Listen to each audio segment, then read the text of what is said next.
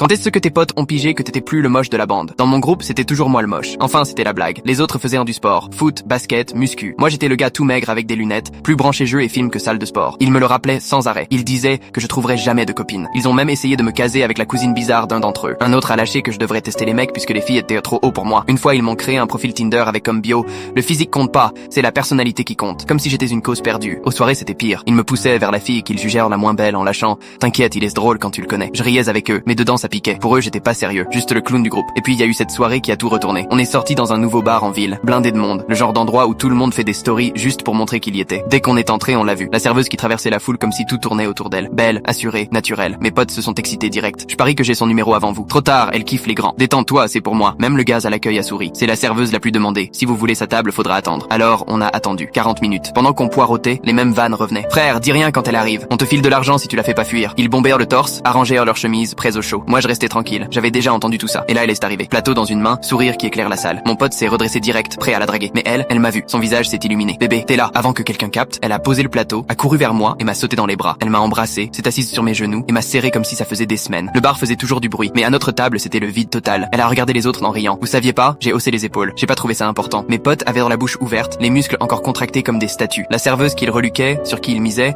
c'était ma copine depuis presque 1 an. Je leur avais jamais dit. Je voulais pas de leurs blagues du style: t'as dû la piéger pour qu'elle sorte avec toi. Elle parlait tranquille avec moi, comme si on n'était pas en train d'exploser leur cerveau. Je lui caressais le dos, essayant de pas trop sourire. Eux, ils savaient plus quoi faire. Un a bafouillé. Sérieux? Depuis quand? Un autre a lâché. Mec, on rigolait seulement. Et d'un coup, les mêmes qui me taquinaient depuis des années se sont mis à s'excuser, à dire qu'ils pensaient pas à mal. Mais c'était trop tard. Leur image de moi, le pote moche, le cas désespéré, venait de s'écrouler.